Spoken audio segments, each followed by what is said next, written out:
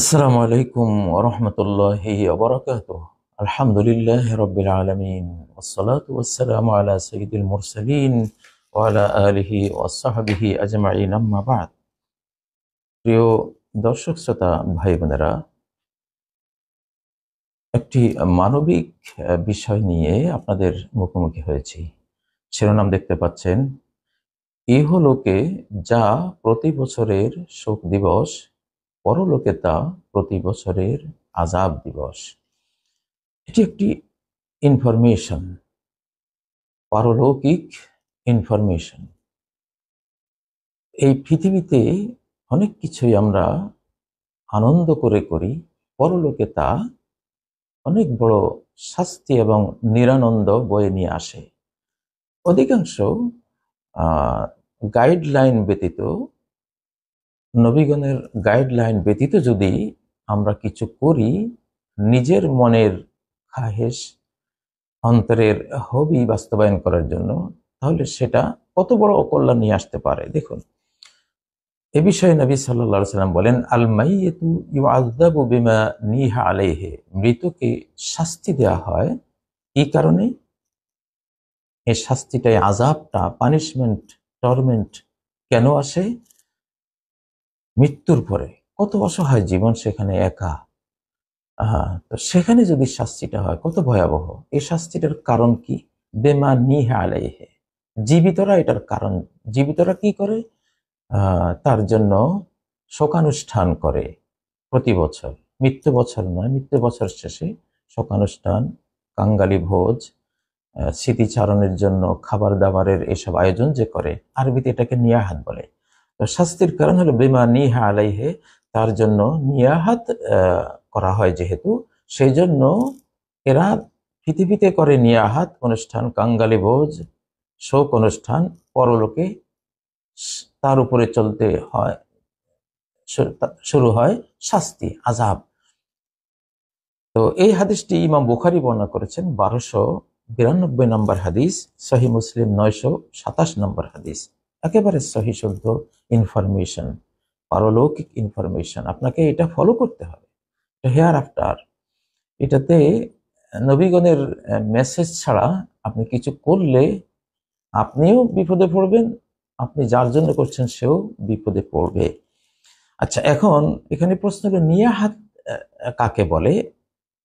যে নিয়াহাতের কারণে মৃত ব্যক্তির উপরে আযাব হয়, সেটিও আরেকটি হাদিস থেকে আপনাদেরকে বর্ণনা দিচ্ছি।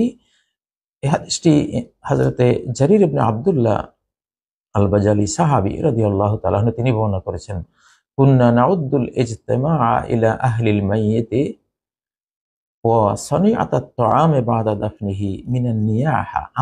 আমরা বলতে সাহাবীরা, নবী সাল্লাল্লাহু আলাইহি সাল্লামের যুগে আমরা যে সাহাবীরা ছিলাম, তার সহচররা, আমরা সবাই এটা মনে করতাম যে মৃত ব্যক্তিকে দাফন করার পরে তার ওখানে যাওয়া এবং কোনো খাবারের আয়োজন করা, যেটাকে আমাদের বাংলাদেশে কাঙ্গালি ভোজ বলা হয়, এসব ভোজ আয়োজন করাকে আমরা নিয়াহাত ভাবতাম। সবাই, সব সাহাবীরা এটাকে নিয়াহাতের অন্তর্ভুক্ত মনে করতাম, যে নিয়াহাতের কারণে মৃত ব্যক্তির আযাব হয় বলে নবী সাল্লাল্লাহু আলাইহি সাল্লাম বলেছেন। তাহলে নিয়াহাতের ডাইরেক্ট অর্থ এগুলি হাদিস থেকে প্রাপ্ত। এমনি আরবিতে নিয়াহাত হলো সরব ক্রন্দন, আওয়াজ করে ক্রন্দন করা।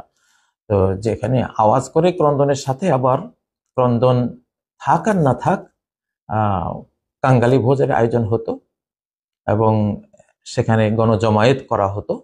তাহলে এসব গণজমায়েত এবং কাঙ্গালি ভোজ, এটা নিয়াহাতের অন্তর্ভুক্ত, এই কারণে আযাব হয়। এই হাদিসটি যেটা আমি বললাম, জারির ইবনে আব্দুল্লাহ বর্ণনা করেছেন, এই হাদিসটি ইমাম ইবনে মাজাহ সংকলন করেছেন হাদিস নাম্বার 1612, ইমাম আহমদ সংকলন করেছেন হাদিস নাম্বার 6905। এগুলি সহিহ শুদ্ধ হাদিস। আচ্ছা, আর মৃত ব্যক্তির জন্য মৃত্যু বছর পরে প্রতি বছর শোক পালন করা যায় কিনা, বিধাতার বিধানে এটা কি? দেখুন, না জানলে তো সর্বনাশ আমরা আপনারা করব।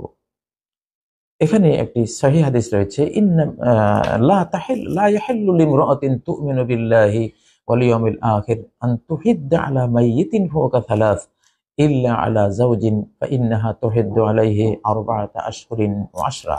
অর্থাৎ কোন নারীর জন্য এটা বৈধ নয় যে সে কোনো মৃত ব্যক্তির জন্য 3 দিনের বেশি, মৃত্যু বছরে মৃত্যু দিন পরের দিন পরের দিন, এই 3 দিনের বেশি সে কোনো শোক করবে, এটা বৈধ নয়, অবৈধ, ইলিগাল।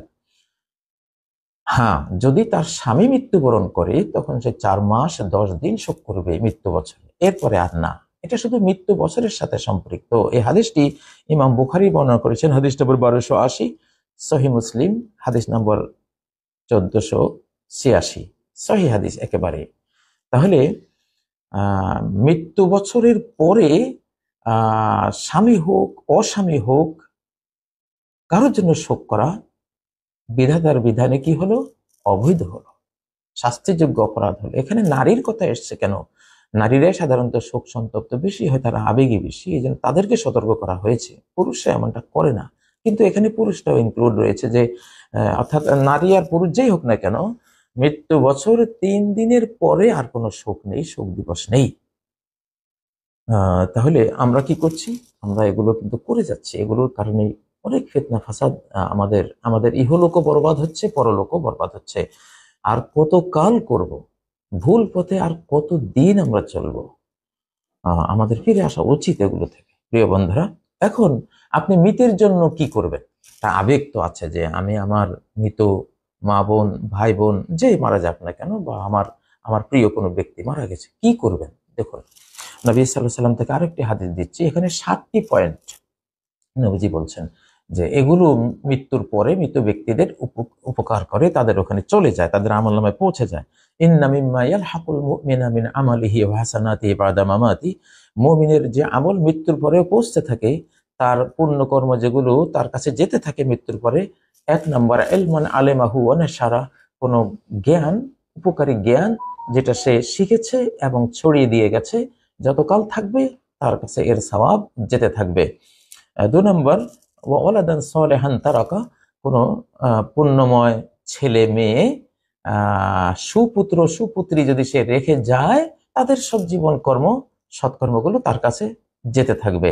3 নম্বর, ও মুসহাফান ওয়ারাসাহু, কোরআনে কারীম যদি সে উত্তরাধিকারী রেখে গিয়ে থাকে, কোরআনে কারীমের 1 নুসখা 2 নুসখা মানে বা তাফসীর এরকম যদি রেখে গিয়ে থাকে, তাহলে সেটা যতদিন থাকবে পড়া হবে, সে সওয়াব পেতে থাকবে। 4 নম্বর, মসজিদান বানাহু, কোনো মসজিদ যদি সে নির্মাণ করে, এটা সওয়াব তার কাছে যেতে থাকবে। আও বাইতান লিবনিস সাবিলে বানাহু, যদি মুসাফিরের জন্য কোনো পান্থশালা সে নির্মাণ করে, বিশ্রামাগার নির্মাণ করে, যেখানে একটা বাথরুম আছে, যেখানে একটা নামাজের জায়গা আছে, যেখানে একটু রিল্যাক্স মোডে কিছুক্ষণ বিশ্রাম নেওয়ার সুযোগ আছে, এগুলো সে এর সওয়াব পেতে থাকবে। আও নাহরা নাজরাহু, কোনো নাহার, নদী নালা খাল বিল যদি খনন করে গিয়ে থাকে, যতদিন প্রবাহ থাকবে সে এর সওয়াব পেতে থাকবে। কোনো টিউবওয়েল, ডিপ টিউবওয়েল মানে পানির কোনো আয়োজন রেখে গিয়ে থাকলে, যতদিন এই পানির আয়োজনটা চলতে থাকবে সে এর সওয়াব পেতে থাকবে।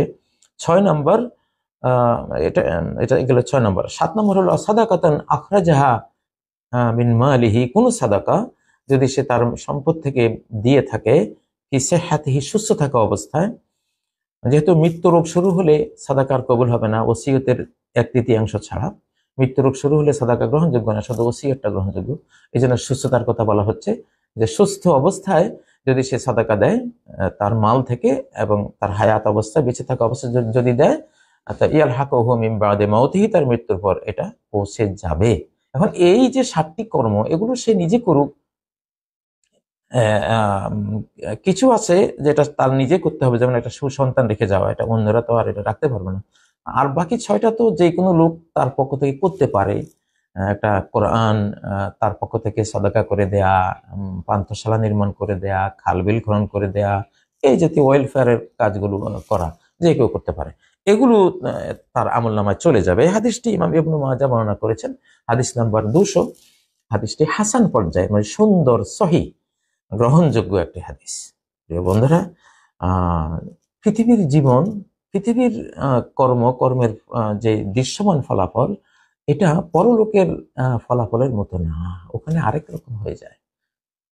এই পৃথিবীর 999 জন মানুষ কত ভালো মনে করে কত কাজই করে, কিন্তু এই 999 জন মানুষ জাহান্নামে জ্বলবে নিজের জ্ঞানের অভাবে, নিজের কর্মের ভুলে। আল্লাহ তাআলা আমাদেরকে সঠিক জ্ঞান অনুসারে কাজ করার তৌফিক দেন। সুবহানাকাল্লাহুম্মা ওয়া বিহামদিকা আশহাদু আল্লা ইলাহা ইল্লা আনতা আস্তাগফিরুকা ওয়া আতুবু ইলাইক। আসসালামু আলাইকুম ওয়া রাহমাতুল্লাহি ওয়া বারাকাতুহু।